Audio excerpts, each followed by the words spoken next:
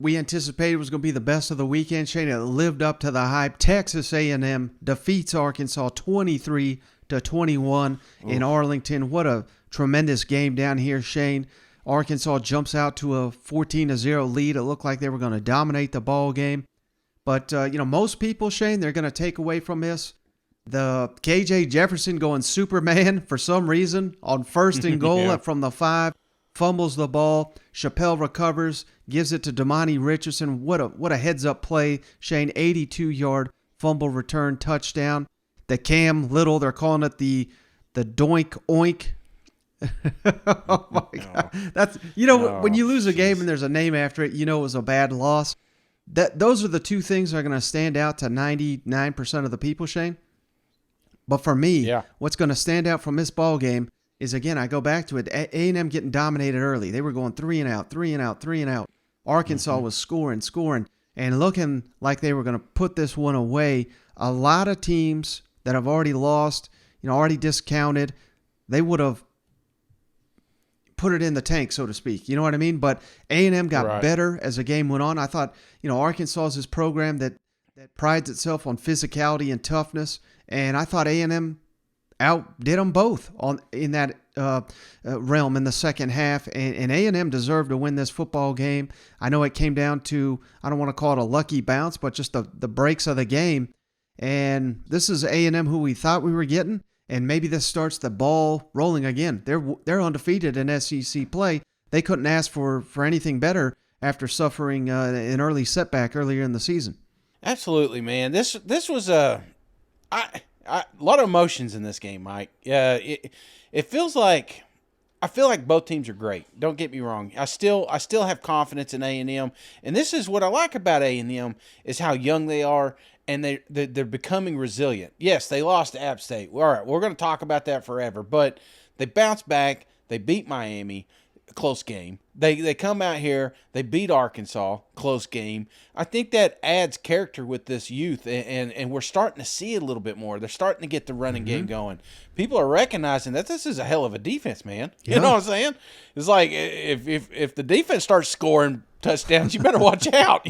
So this was just a great game. But I will tell you, I felt like Arkansas squandered this one. I'm not nothing against A&M. It just A&M and they've been doing this all season, Mike. Do you feel the same way? It's just they keep making these stupid mistakes and getting in their own way. It's like Arkansas is the biggest problem with Arkansas. Yeah, I honestly think, Shane, this may be the worst game I've seen KJ Jefferson play. Yet consider they were playing a ranked team away from home. I know they had tons of fans there, but still not quite the same. Yet they were in position late in the game to win it. So I think that, to your point, Shane, that Arkansas is a really good team, and I think a better team than they showed on Saturday.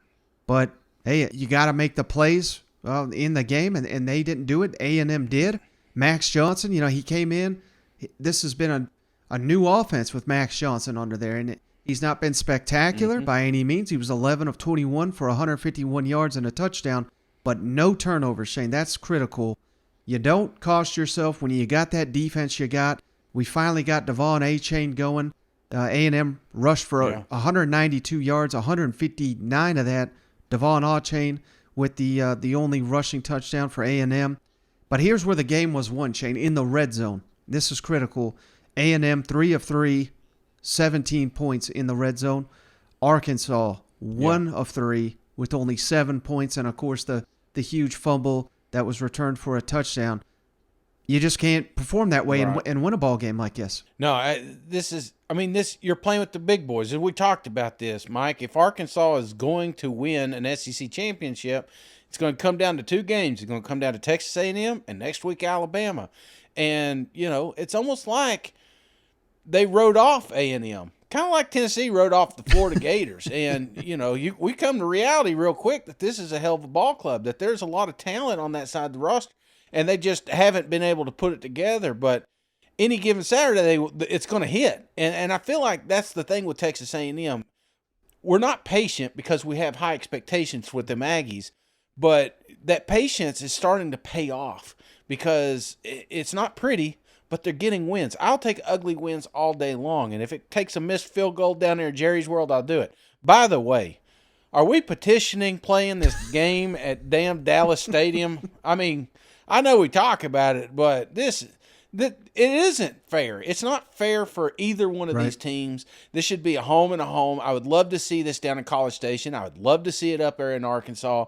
I just feel like it's being robbed by sitting down there in Jerry's World. And I know he's probably paying a shit ton of money, but so are these fans when they buy that gear. So are these fans when they buy these tickets. I just feel like it's disservice being down there. It's a joke, in my opinion. It's the only one that does that at somebody else's.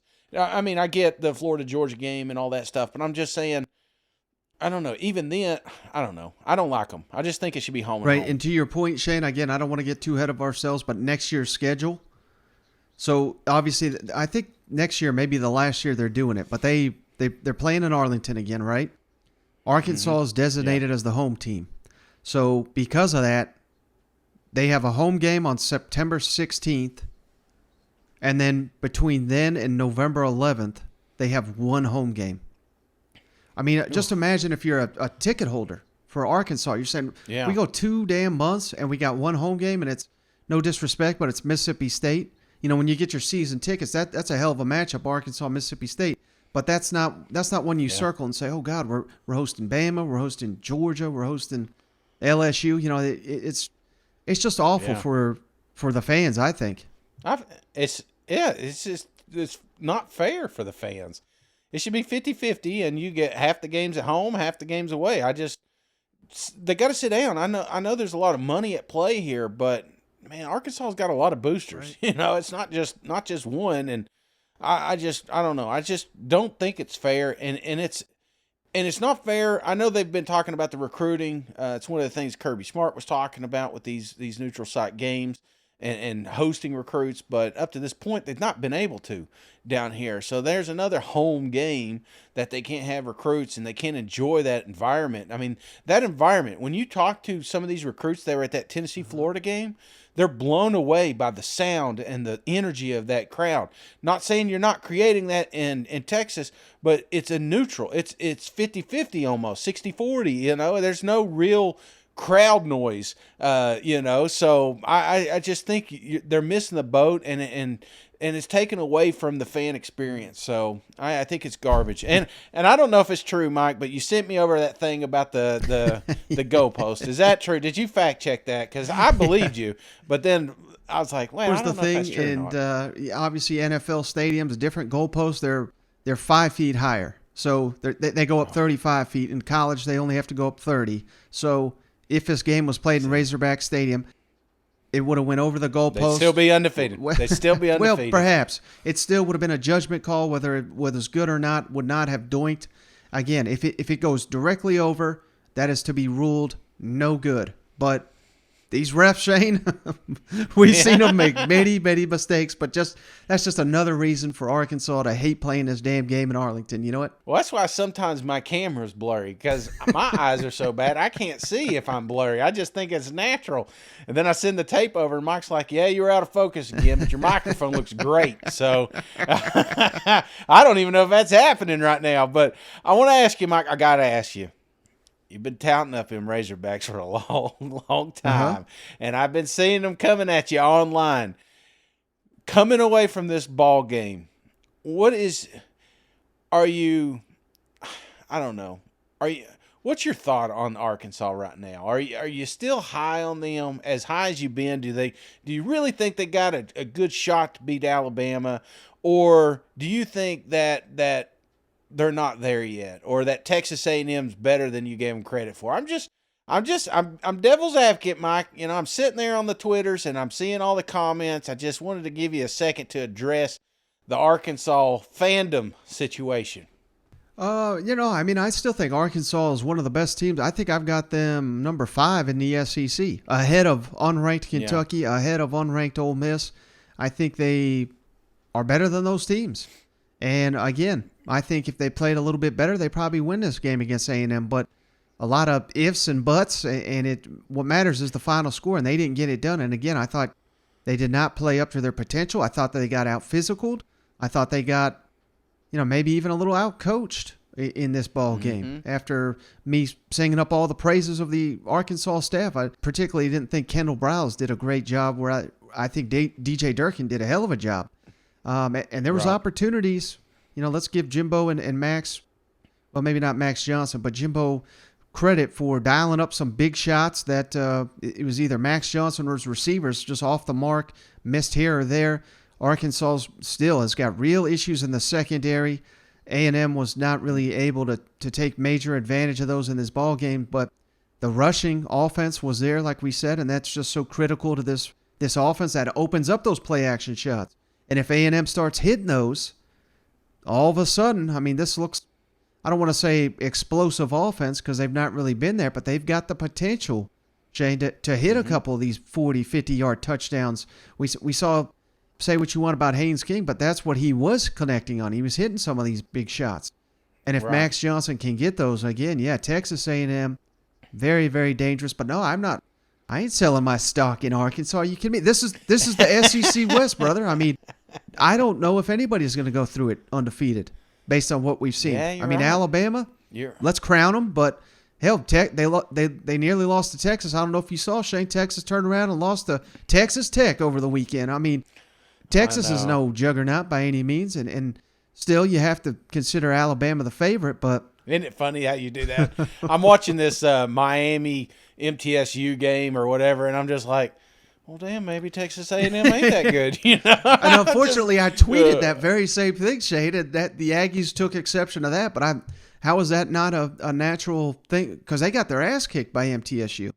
I know. And that was A&M's best game to this point. So I'm sitting here saying, my God, is A&M worth the shit? But here's the thing, Shane. I forgot to even mention this. I wrote this down. I want to give A&M credit. Again, this goes back to what I was saying.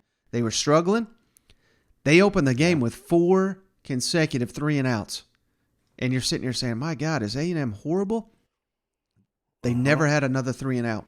And then Aggie defense, which we've been touting up. I don't know if they're listening, but hell, we've been saying this is an elite defense. They gave up 2 touchdowns in 3 possessions. And you're sitting here saying, oh my God, Arkansas about to carve them up. They didn't allowed 1 touchdown over the final 8 drives. So again, A&M made the adjustments. They got tougher. They got better. And that's why they're moving on 1-0 in SEC play. I was just hoping you could comment on Devon's game tonight and the play of the offensive line, especially in run blocking. We did. We're getting better in the run blocking. We're getting better in the reads. Max did a good job of getting out of the right plays, checking a lot of those plays were checked, and he got it there. And Devon's Devon. That's who he is. That's all. How'd he play? That's Devon. Second row. That's all you got to say. Travis. What changed in the third quarter? You guys came out and really took over the game, went down and scored, and then got a 3-and-out. And then Looked got another like drive, night and down, day. drove again, then drove again. It was this thing called execution. Relaxing, not having the nerves, and the same calls and same plays. We just executed them. You know what I mean? And that's what it got. I know that sounds crazy. Well, that's what it is. It's relaxing and doing your job. It's that simple. I know there is no magical formula. There is no magical formula. Why you do it, why you don't do it. You just got to relax and do it at the beginning and all the way through. It's that simple. Coach will go back.